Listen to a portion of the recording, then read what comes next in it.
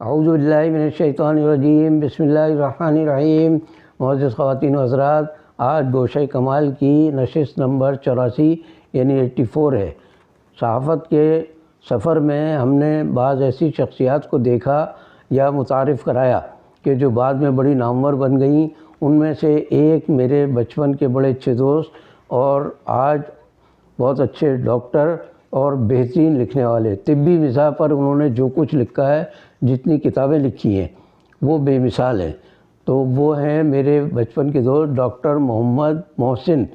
ان کی میں پہلے بتا دوں اسناد کہ یہ MBBS ہونے کے علاوہ MCPS ہیں، اور انہوں نے انگریزی، اردو، مطالعہ پاکستان، یہاں تک کہ میرے مضمون فلسفہ میں بھی MA کیا ہے، اور بھی وہ کیا ہو تو مجھے نہیں معلوم۔ تو یعنی کئی مضامین میں MA کرنے کے علاوہ ایک اور خوبی ان کی یہ ہے کہ یہ ہومیوپیتھک ڈاکٹر بھی ہیں، کوالیفائڈ جسے کہتے ہیں، باقاعدہ سند یافتہ اور تجربہ کار ہومیوپیتھک ڈاکٹر بھی ہیں۔ جہاں وہ دیکھتے ہیں کہ ایلوپیتھک میں کسی چیز کا علاج نہیں ہے تو اپنی وہ صلاحیت استعمال کر کے اور ہومیوپیتھک کی دوا دیتے ہیں، اس سے بھی اللہ تعالیٰ ان کو مریض کو شفا دیتا ہے۔ حقیقت یہ ہے کہ ان کے ہاتھ میں بھی شفا ہے۔ اب میں ایک بات یہ بتانا چاہ رہا ہوں کہ بچپن سے ان کے اندر فطری طور پر مزاح کی صلاحیت تھی۔ مثال کے طور پر جب ہم طالب علم تھے تو اخبار پڑھ رہے تھے تو وہاں آیا کہ فلاں ایک لڑکی جو ہے اپنے آشنا کے ساتھ بھاگ گئی۔ محسن صاحب کے منہ سے بے ساختہ نکلا، عجب چیز ہے لذت آشنائی۔ میں نے اسی وقت محسوس کر لیا کہ ان کے اندر حصہ مزاح بہت زیادہ ہے۔ پھر ایک بار یہ فلیٹوں پہ سیڑھیوں پہ چڑھ رہے تھے تو سیڑھیوں کے درمیان میں ایک اچھے آرٹسٹ نے اپنی بڑی خوبصورت پینٹنگ لگا دی تھی تاکہ لوگ آتے جاتے دیکھیں۔ محسن صاحب گزرے ادھر سے تو انہوں نے دیکھا کہ اس پر پینٹنگ پر کسی نے پان کی پیک تھوک رکھی ہے۔ اندر آتے ہی، گھر میں گھستے ہی میرے کہنے آپ کے یہاں تو بڑے باذوق لوگ رہتے ہیں۔ میں فوراً سمجھ گیا، اس لیے کہ بچپن سے جانتا تھا ان کو میں۔ ان کا اشارہ تھا دراصل کہ لوگ کہتے ہیں نا کہ کوئی پوچھتا بھی نہیں، کوئی تھوکتا بھی نہیں، اتنے کام کی چیز ہے۔ تو کسی نے تھوکا تو کہنے آپ کے یہاں قابل یعنی قدر شناس لوگ ہیں یہاں۔ تو ایک دو مثالیں میں نے دی ان کی اس سے مزاح کی، لیکن ان کی درجنوں کتابیں مزاح پر ہیں۔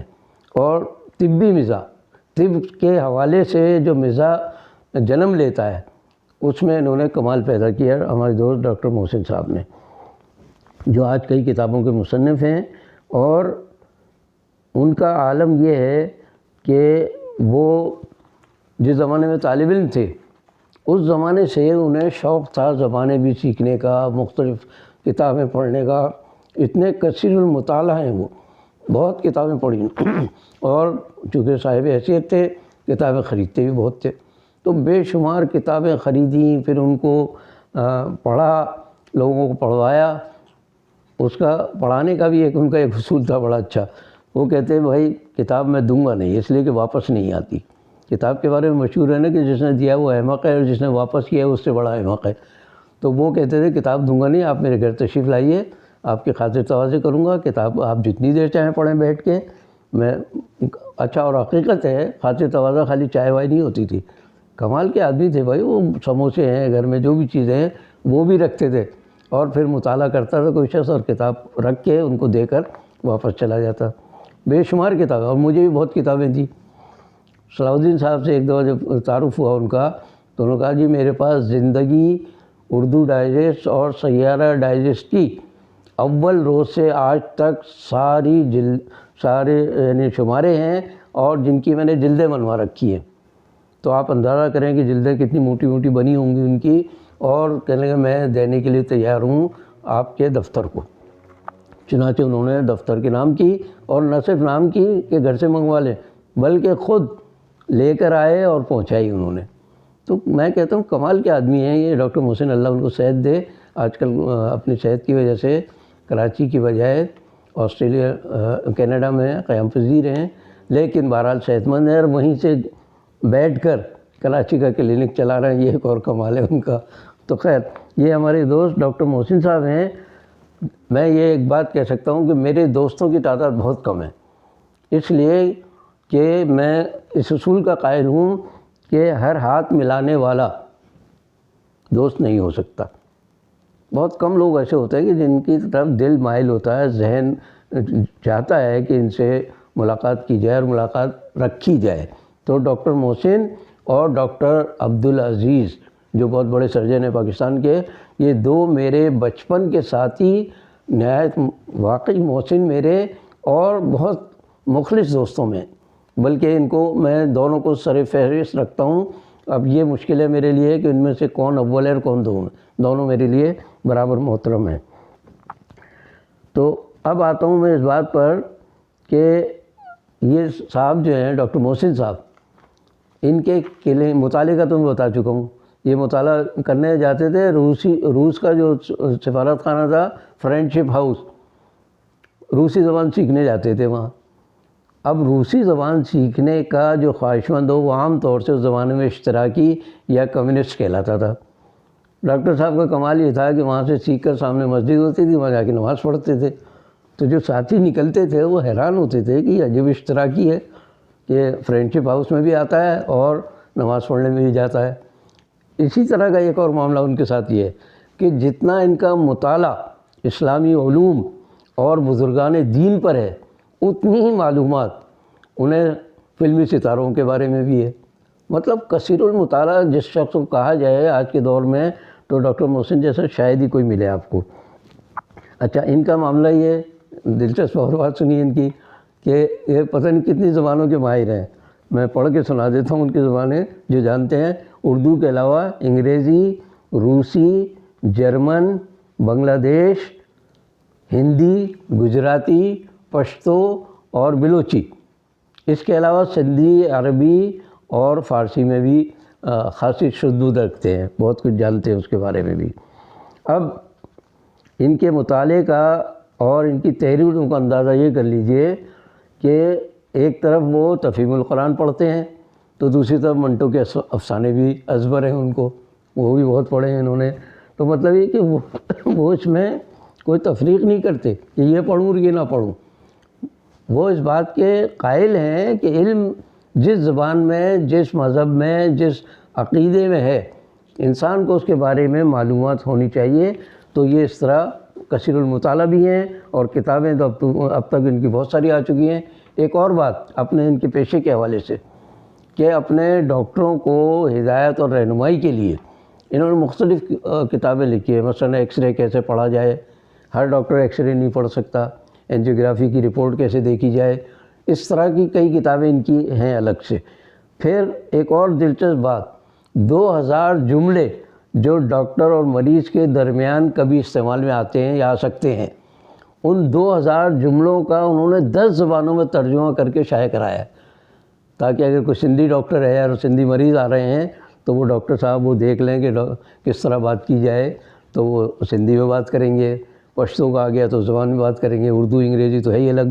تو کہنے کا مقصد یہ ہے کہ انہوں نے ڈاکٹروں کی رہنمائی کا یہ فریضہ بھی انجام دیا کہ تقریباً 10 زبانوں میں 2000 جملے جو ان کے درمیان روزمرہ میں کبھی کام میں آتے ہوں گے، تو یہ کام بھی انہوں نے کیا۔